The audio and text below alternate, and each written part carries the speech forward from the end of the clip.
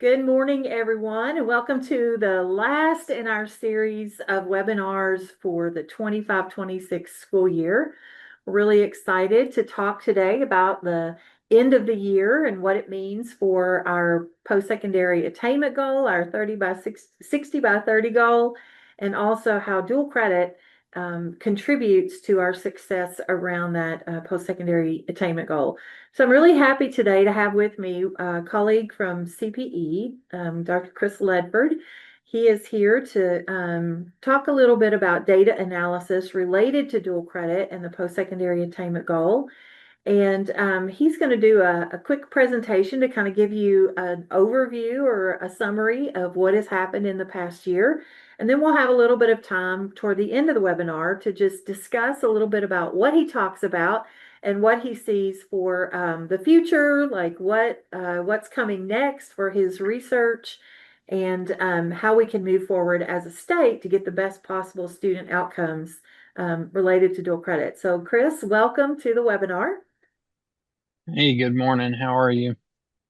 Doing really well after this long Memorial Day weekend. It's been soggy but nice. So we're rounding out the school year. I'm really happy to have as many folks as we have on the webinar today. I know it's a busy time of year for everybody, closing out the school year and getting ready for summer. So appreciate you all being here with us live. And Chris, I want to turn things over to you now to give us kind of a summary of what's been going on for the last year, and then we'll have a conversation afterwards. All right, sounds good. I really appreciate it. My presentation and sort of comments today are aptly titled, I think, Dual Credit, a Year of Success.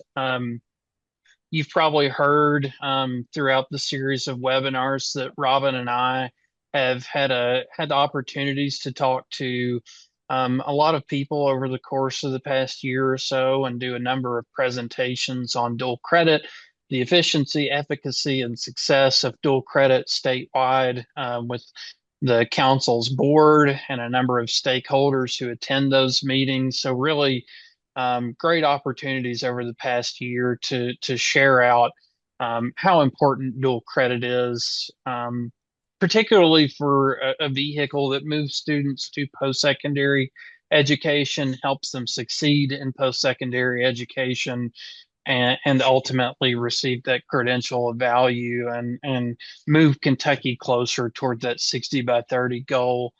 If you'll bear with me just a second, I'm going to try to share these slides. Um,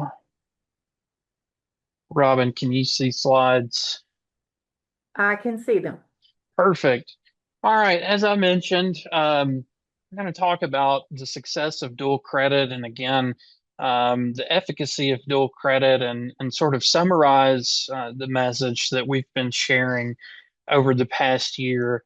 It's important to start out with the driver of everything that we're talking about here with dual credit. And that's that first of its kind in the nation dual credit goal that Kentucky has. This was enacted alongside the dual credit scholarship 2016, 2017, that 50% of Kentucky high school students will graduate having completed at least one dual credit course with a C or higher. So not just attempt dual credit, participate in dual credit, but actually have a meaningful, successful outcome dual credit. So we want 50% of our high school graduates to have completed at least one course successfully by that 2030 cohort. So kind of looking at a snapshot of the year in numbers, in 24-25, which is the most recent full academic year that we have data, there were over 52,000 students enrolled in dual credit statewide. Um, just as a sort of forerunner here, I am going to be switching between post-secondary and secondary data, so I'll try to remember to let you know what we're looking at. If any questions come up, please let me know. So these are post-secondary enrollment data. There are over 52,000 students enrolled in dual credit. This does include KCTCS, the four-year public institutions, and IQ. But that 52,000 enrollment is up almost 50% over the past 5 years. 345,000 credit hours earned in 2024-25. That's up 60% since 2019, 2020, or over the past 5 years. Importantly, we're seeing enrollment growth across all target or under-resourced populations. Most notably, underrepresented minority student enrollment has gone up almost 101%, and that is the fastest growing group over the period. And the average dual credit scholarship awarded per student in an academic year has gone up about $220 per student per year since its inception there again in 2017. About a $275 increase per student. So just to recap, enrollment, credit hours, and scholarship investment all reach record highs in 24-25. Carrying on sort of that message about participation and access, dual credit is reaching districts in all 15 of our area development districts or regions. All 15 of them have broad dual credit access. Several of those districts are already above that 50% goal in terms of the students in that region who have successfully completed a dual credit course. The leading area development district is the Green River, which has the top regional completion and almost 60% of dual credit students in that area, or 60% of graduates coming out with a successful completion. And we have 23 participating colleges and universities. And there you can see, unsurprisingly, most of that enrollment is centered at KCTCS. Just a little over 60% of all dual credit students enrolled at KCTCS, but 24% in our four-year public, 13 at IQ. The key takeaway here is that dual credit reaches every corner of the state. It's in every sector, and we have good completion boosts or gains across all of our area development districts. That growth is broad again, so we were kind of looking at a regional perspective on that prior slide, but the growth is broad again across demographic groups and strongest where it matters. There on the right, you see that 100.8% growth in URM dual credit enrollment that I mentioned earlier. That has doubled the fastest growth of any group. But again, that growth is broad and cross-cutting for our free and reduced price lunch students who we're using as a proxy as low-income students, up 27%, female students up 42%, the whole student group statewide are all graduates, and it's gone up 49%, and male students right there at 57%. So all this enrollment data that I just shared, again, looking at the post-secondary side, is important context, again, for our dual credit goal and switching to those secondary data because the enrollment trends are leading indicators of progress towards that successful completion goal, that 50% by 2030 goal. As enrollment in dual credit goes up, in other words, that dual credit completion goal will follow. Over time, since 2016, so right there prior to the inception of the Dual Credit Scholarship Trust Fund, we were at 22.8% of seniors graduating with a successful dual credit completion. In 24, so the class of 24 graduates, we had topped out at 47.5%. So again, more than double and just 2.5 percentage points short of that 2030 goal. I love this slide because I think importantly it shows policy levers in action. One I mentioned earlier, which was the establishment of the Dual Credit Scholarship Trust Fund, which started in 2016, was enacted in 2017. You can see immediately a double-digit percentage point jump in dual credit completions there in those 2 years. And then you see another sort of stark spike there in 2022 and 23. That was at the time of the inception of the Commonwealth Education Continuum, revision of the dual credit scholarship, the dual credit goal, and a lot of synergy and synthesis around dual credit efforts statewide, including what we're doing right now. So I think you can clearly see policy around dual credit and efforts statewide around dual credit at work here on this slide. But 2.5 percentage points to go and a 26 percentage point increase over the past 8 graduating cohorts. Pretty remarkable progress. More students are finishing and passing. Again, an important note here about the widespread implications, the cross-cutting implications of what's happening with dual credit completion. Again, we're looking at graduate cohorts here. So we've shifted from that post-secondary enrollment data. We're looking at graduates over the past 5 years, or since 2016, I'm sorry. Female completions have gone up 25.3 percentage points. All students who have successfully completed a course up 23.4, males 21.6, free and reduced lunch students and underrepresented students about 20 percentage points and 18 percentage points respectively. So we're not just seeing sort of dual credit growing among the haves and not the have-nots, or some groups and not others, but really cross-cutting growth among all student groups. Why does all this matter? Why do we have these goals in the first place? Why do we care that enrollment's going up? Why do we care that more students are completing dual credit successfully? Why do we even have this goal in the first place? Because dual credit moves the needle on college enrollment. All this is sort of outputs from an inferential study that we just completed and published just a few weeks ago, looking at the impact of dual credit holding other factors held constant, such as prior GPA, demographic factors, race and ethnicity, geographic location, school districts, and whatnot, really isolating the true impact of dual credit on college enrollment likelihood. Over the past 5 years, or excuse me, five years of cohorts in that study, so 2018 to 2022, 23, I believe, students who had taken and completed at least one dual credit course were 72%, had a 72% likelihood of immediately enrolling in college in Kentucky or elsewhere.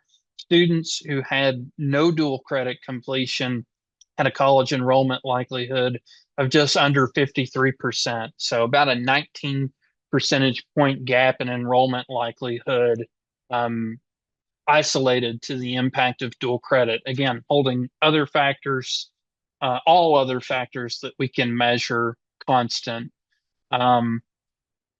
Importantly, there's a critical dose effect, or a dose relationship with dual credit and college enrollment likelihood. So that number, that 71.9% I showed you, was cumulative. That's anybody who took one class, two class, three classes, and so on. But when we break that out by how much dual credit they took, you can really clearly see a dose effect, or that dosage matters. So again, students who took 0 hours, right around a 53% likelihood of immediate college enrollment. That jumps almost 6 percentage points with just taking one dual credit course, almost 60%. By the time you get to 12 hours, 4 dual credit courses, roughly, depending on the hours associated with the course, we've jumped almost 20 percentage points. And we see a lot of dual credit students right around that 12 hours, because that sort of aligns and is covered by the dual credit scholarship until those recent changes had taken effect. So we see a lot of students who have utilized most, if not all, of that dual credit scholarship. So there's a large part of that sample that is around that 12-hour mark. And again, 20 percentage point jump in likelihood of enrollment right there at 12. And by the time you get to 18 credit hours, we're looking at almost a 30 percentage point increase in college enrollment likelihood. We don't go past 18 hours here or in that study that we just released. because once you get past that 18-hour mark, the sample that's there, at 21, 24, so on hours really starts to taper off, and the confidence intervals around that line get really, really wide. Um, but where we have looked, at 21, 24, 27, that dose effect continues to grow and ultimately taper off. But again, not much confidence in those estimates. But dose matters. The scholarship pays off. So, kind of cutting this a different way. These are not inferential data, but they sort of reinforce what we just looked at. So, what you're looking at on the left is dual credit scholarship recipients, and on the right, non-recipients. Again, so these data really closely align with those in that inferential study, but these are just descriptive outputs. College going rate among students who received and utilized that scholarship, 82.3 compared to 40.6 against those who did not receive or utilize the scholarship. That's a 42 percentage point gap. This does include the CTE dual credit scholarship and the Gen Ed scholarship. First year GPA after matriculation of scholarship recipients in high school was a 2.79 compared to a 2.06 among those who did not receive it. So almost a full grade point difference in that first year um, in post-secondary education. This is huge. Students who received a scholarship and went on and matriculated to post-secondary education had about $6,000 less student debt at graduation statewide. I don't have it broken out here by 4-year and 2-year students, but you can imagine that $6,000 number really swells for our 4-year bachelor seeking students. A little bit smaller comparatively for our 2-year students, just based on cost of attendance. But the aggregation statewide, about $6,000 less student debt at graduation. Students who come in with dual credit, who receive that dual credit scholarship, have much faster completion times or time to degrees at universities and KCTCS, ranging from about 0.3 academic years to about 0.7 or a little bit more over a semester. And over time, what's important is that investment continued to grow over the period. $6.7 million growth from the inception of the scholarship to kind of where we were hovering in investment in the last academic year. So to recap, the bottom line, again, we've gotten to share all these great impact data with key stakeholders statewide. Most notably the CPE board. I think Robin and I have done 4 or 5 really deep dives into dual credit, including all the stuff you've seen. And it's important to get the message to those folks, the university presidents who attend those meetings, and stakeholders like we have here on this call, because we have to continue supporting that funding, that investment, and the opportunity for students to get early post-secondary opportunities, because clearly they matter. Um, to contextualize sort of all that again in terms of post-secondary enrollment and completion, it's probably no surprise to the experts here that in Kentucky and nationally, we struggle with our college going rate. And that also has contextual dependency on economic circumstances. But over time, college going rate continues to fall, and dual credit and other early post-secondary opportunities are a way to sort of bridge that gap and combat that falling trend and get students into the pipeline, and most notably to that completion, earning that critical degree or credential that's going to help them earn higher wages, to have better long-term health in their life, and contribute in meaningful ways to our state economy and to their communities.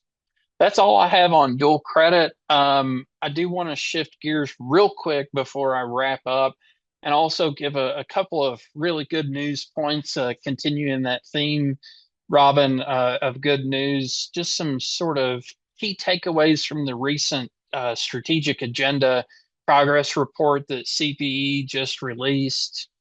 Robin, are you able to see my web browser here? Okay. As many of you probably know, Kentucky's strategic agenda for higher education has five key priority areas: affordability, transition, success, talent, and value. Each year, we are required by statute to release a statewide sort of update on our progress on key metrics within those areas. So I'm happy to share this draft of a fact sheet that comes out of the report that we just released. Statewide, our time to degree continues to decline, um, down to 4.09 in the last academic year. We're almost at a true 4-year bachelor's degree on average, which is remarkable. At KCTCS, time to degree is 2.86, which also continues to improve. Debt at graduation, I absolutely love this debt at graduation statistic, down 34% over the past 5 years. This number does include students who graduated with some debt and those who graduated with zeros. I'm happy to say that, sort of operating behind this number, 61% of Kentucky students across all of our public institutions graduated with a zero in that debt column in 2024-25, 60% zero debt.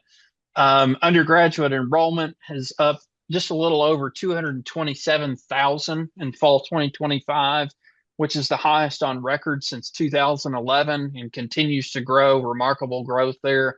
Dual credit completion, as I mentioned, up to 47.5 and continues to grow. All indicators from that enrollment that we looked at earlier seem to suggest that that number will continue to grow towards that 50% goal. One thing that we just started tracking in a new metric is FAFSA completion prior to starting the first year of college. So we're looking at completion rates among all high school seniors in Kentucky. That number has risen to 61.4 for the class of 2025, which is a 5-year high. Notably, that's about 8 percentage points higher for the class of 2025 than the class of 2024 when we had the debacle with the FAFSA rollout. So that rebound is good. And as of right now, for the class of 2026, we measure those completions in October. So right now it's May.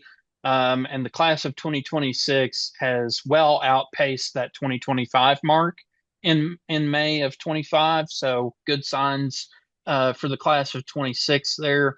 I'm also seeing reports from the National College Attainment Network and others that this is a record high year for FAFSA completion nationwide, and it certainly looks like that'll be the case in Kentucky. So great news there. Bachelor's degrees are recovering after several years of decline. KCTCS just hit a massive record year for degrees and credentials awarded. So all diplomas, certificates, and associates totaled 44,713. At our 4-year and 2-year institutions, the 150 and 100%, so on-time graduation rates continue to grow. For KCTCS, that 2-year or 100% completion rate rose 6 points. The 150% rate, or the 3-year rate, has risen 14.8 percentage points over the past 5 years, which is probably the most standout metric in this whole report. Transfer rates are growing. Retention rates continue to set a high mark every year. That 80.8 at our 4-year institutions is the highest on record. KCTCS 62.2, again, highest on record, a 5 percentage point gain. Graduate degrees growing. Attainment continues to grow. Funding per FTE and post-secondary continues to grow.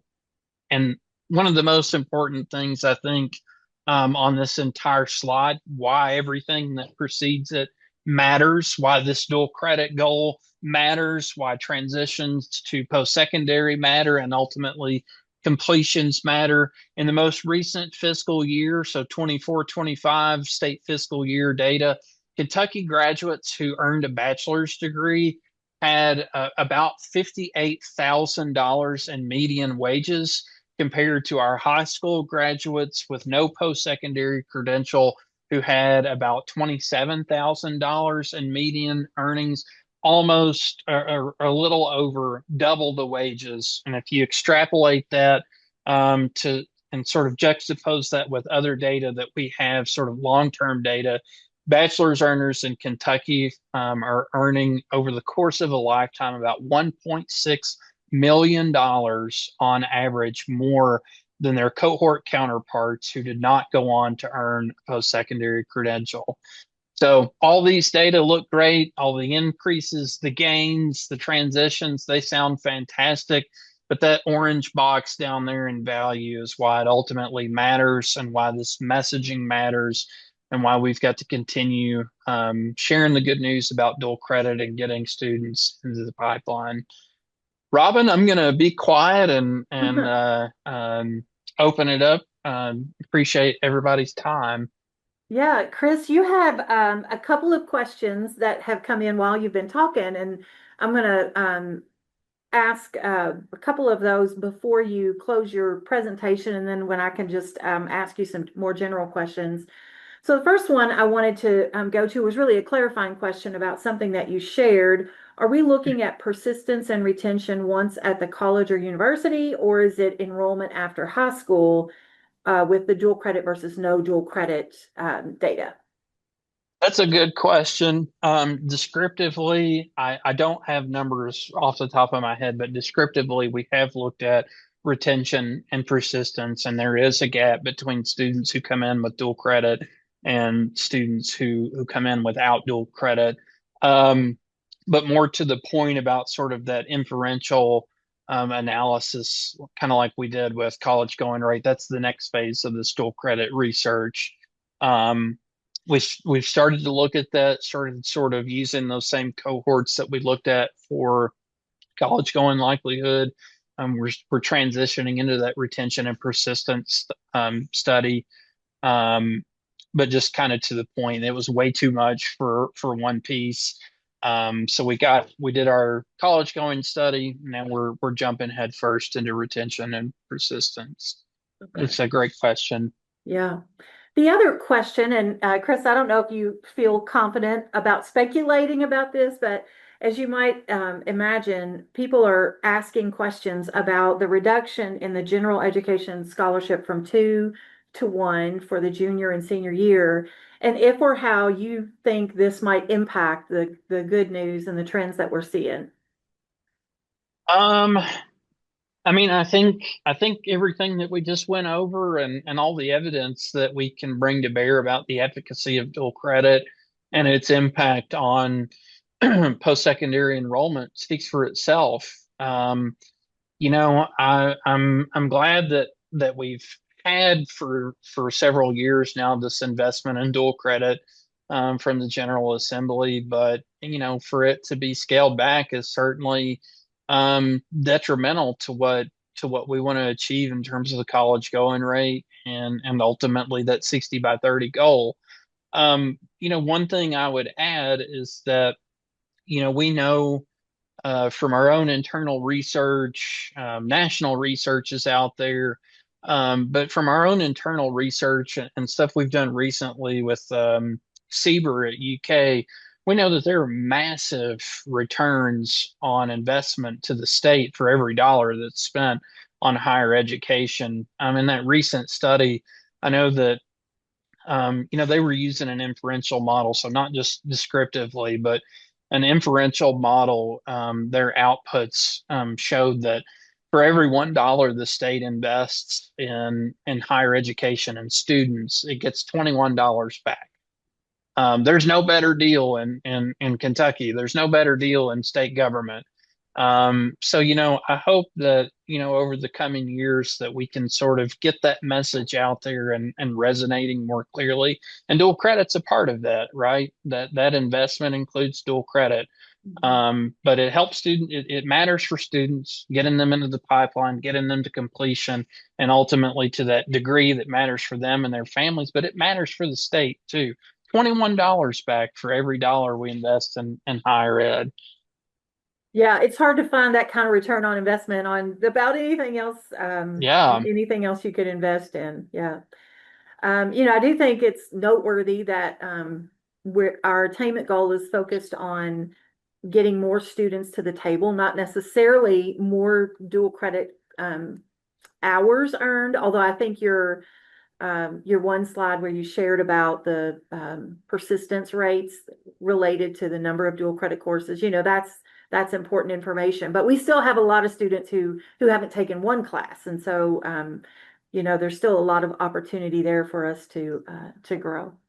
Yeah, the access question is so huge. And the fact that we're broadening access, the work that the CEC, the advisory council, and all the stakeholders who make this happen, the General Assembly, when we were looking at those cohort data, so that massive increase from roughly 22 percentage points to almost 48 percentage points for the class of 24, keep in mind, those are distinct people. Those are different, those Right. are graduate cohorts in each of those years. So, we're looking at distinct people in those data, and, the enrollment data do have duplication in them.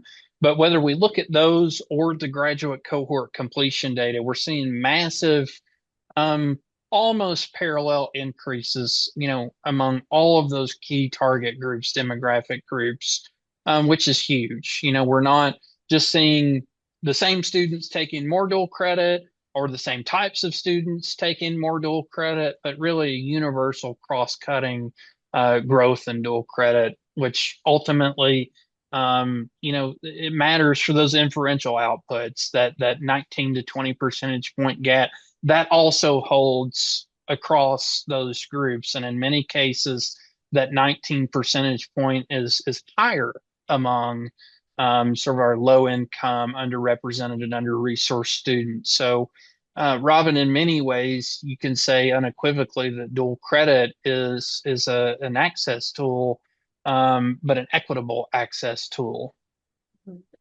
Yeah, I think it's a huge credit to just all the stakeholders across the state who have bought Yeah, into this idea that dual credit is good for every student, yeah. that it's a good thing. It's not a perfect system, but it's a really good thing for students.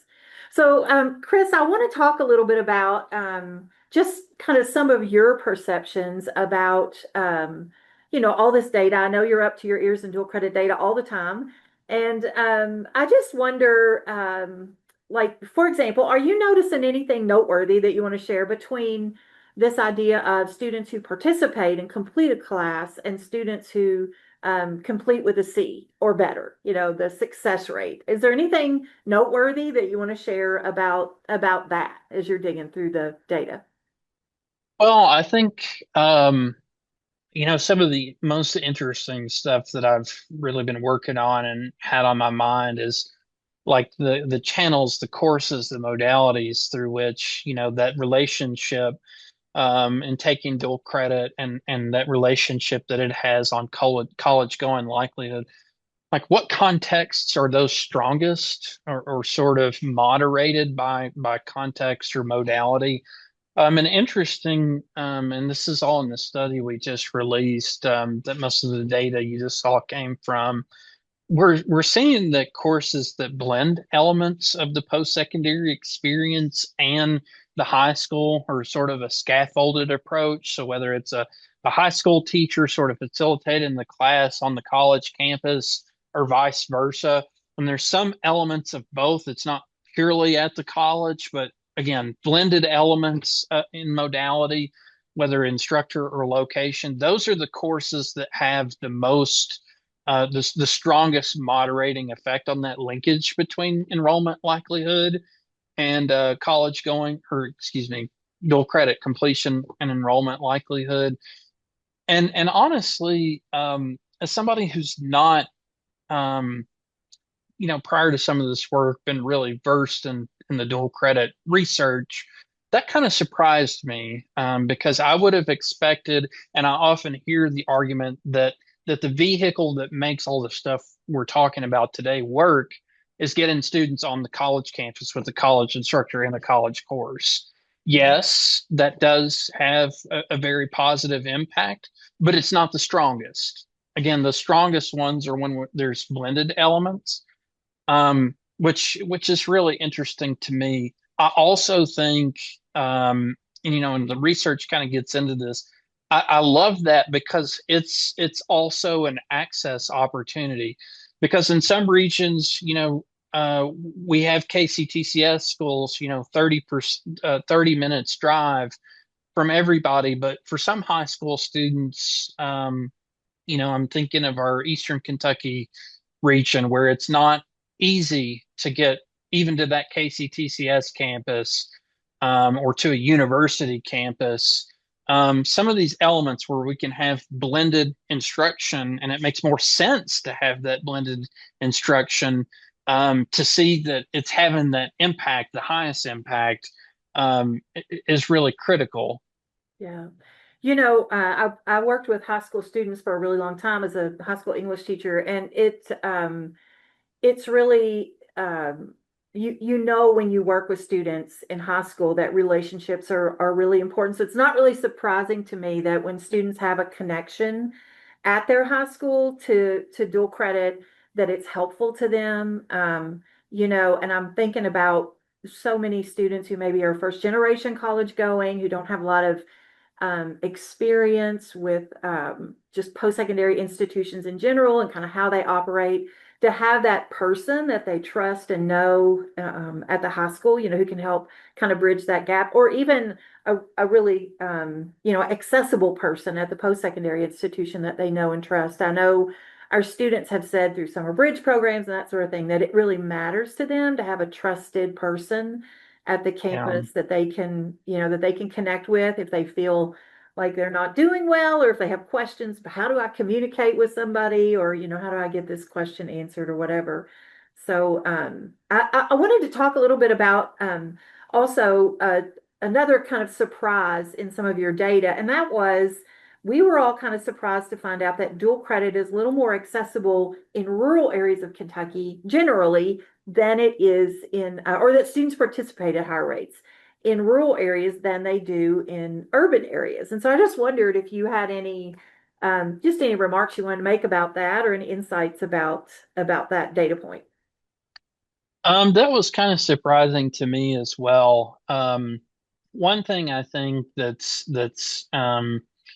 we should say is that in some of the more urban centers of the states of northern Kentucky, around the Lexington area and around in that KIPTA district, which is around Louisville, Shelby County, um, dual credit participation and completion are much smaller than sort of the rural areas that surround those places. But that's not to say that sort of our urban population centers are missing early post-secondary opportunities. They're just much more skewed towards AP than sort of the districts and counties on the periphery of those areas.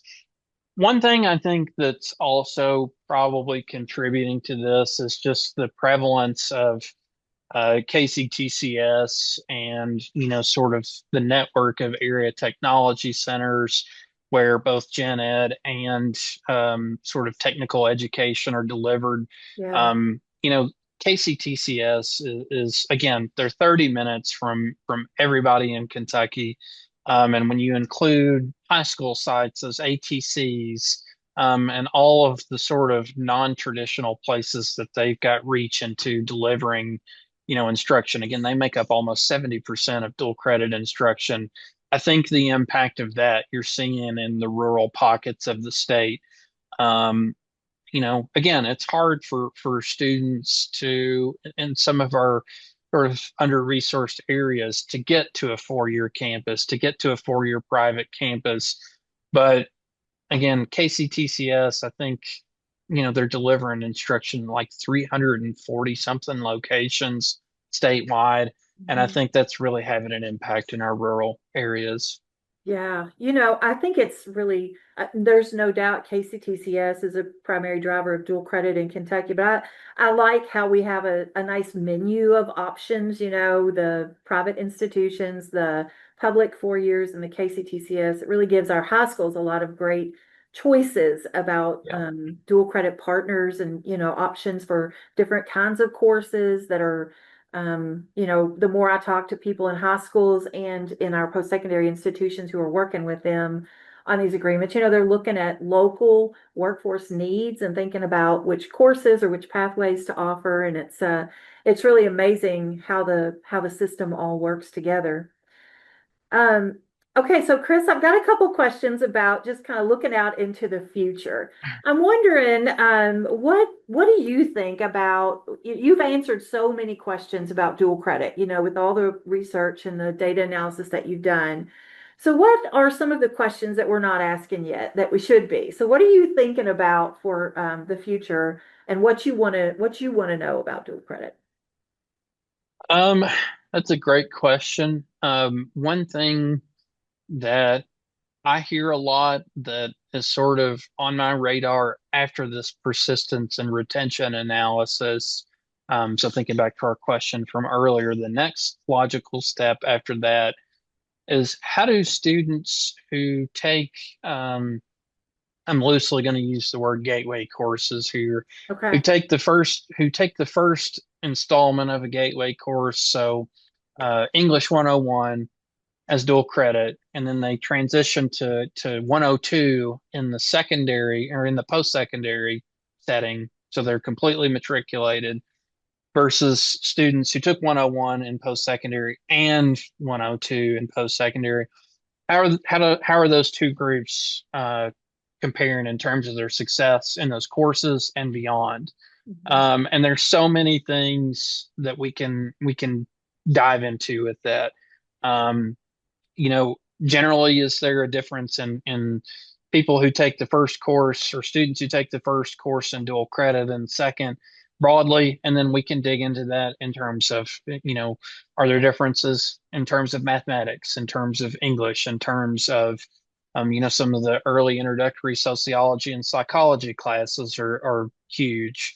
Um, so we would really want to focus in on those gen ed gateway courses, those core gateway courses, because that's something we hear a lot about. And honestly, the sort of narrative there is a negative one. But there's not a lot of empirics around that other than a lot of anecdotes, not a lot of empirics. So I would like to dig in and test that. And, Robin, like in terms of the CEC, the work that CPE is doing, um, communities like this, we can feed that back into what we're doing as a state. Are there some courses, maybe that we should drive students to in dual credit and maybe focus others on the first year in post-secondary, and make more informed decisions about the courses that we're offering. If we find, part of that undertaking is going to be looking at where we have certain courses offered, and ramping up. Do we have a prevalence of English 101 being offered as a key core gateway course in Eastern Kentucky or not in Western Kentucky, or vice versa? We'll Yeah. get a lot out there too. Yeah.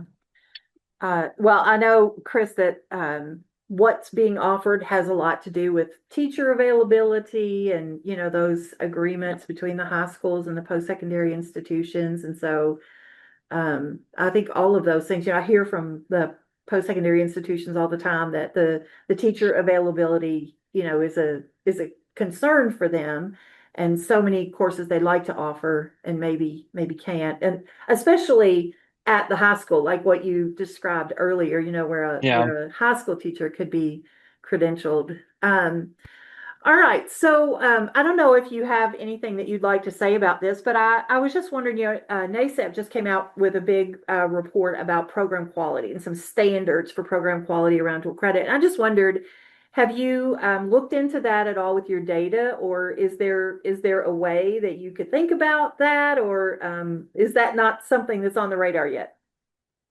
I haven't dived into that research specifically, or much beyond kind of what we've been thinking about in terms of program quality. I mean, I think we're starting to come out and do and release more inferential research. I think um, how, again, those modalities and course offerings sort of interact with each other, and ultimately the impact on college going likelihood. I think it's critical that that feeds back into program review, program quality. One thing that kind of goes hand in hand with what we've been talking about is that online courses by themselves do not have a major impact like we see with other modalities on that college going likelihood. So students who complete an online course, independent of any taking anything else, the online course by itself is not hugely impactful. So I think, one thing that we're seeing coming out of our data that may inform sort of program quality is making sure that students have that in-person experience, that connection to the college campus, either through the campus itself or through a college instructor. Um, and then let that sort of be a gateway to access through more online courses and other opportunities. But I think one thing that's critical about the success or in the success of dual credit is the connection, right? The connection either to a college professor or to that campus. Um, I think more to come on that, when we look statewide in some of our future studies and look at what's being offered and where can, specifically Yeah. those gateway courses. I think that will inform a lot of the sort of the program and the offering discussion. And, sort of above that umbrella that's over the program design and program qualities, there's got to be that continued legislative support behind behind it. What the community around dual credit is doing statewide is working. It's having a positive impact on our Mhm. students in high school and on our post-secondary system. And that good work will continue. The program improvements will continue. The work that we're talking about will continue. But we've got to have expenditure and spending and support behind it to continue to reap the benefits that we're seeing statewide. Yeah, yeah. It's exciting that here at CPE with the Student Success Collaborative that we do have a strategy around Gateway course success, and our dual credit work is very connected to that, and so it will be interesting to see what kind of strategies come along, and also what kind of data we can have to support or to guide that collaboration and work together. All right, so Chris, I'm gonna wind things up here. I'll give you just a final opportunity to say anything that you want to say in summary about dual credit and its connection to our post-secondary attainment goal, or just any final words. Yeah, I think the most important thing that I can say is thanks. To you and the other folks who are present on the call and doing so much of the important work that underlies all these data that we're talking about. It's so important to get students exposed early on in secondary education to college, and to those core courses. I'm living proof of that. I was one of the students from a rural area who had the chance to go over and take some courses early with a professor that I knew from high school. The courses weren't easy, but I knew that person sort of had my back, as they say, was invested in my success. And I see that sort of writ large in our data. So, please, by all means, keep up the good work statewide, continue doing stuff like this and figure out how we can, keep driving the efficacy and the completion and the benefits for our students.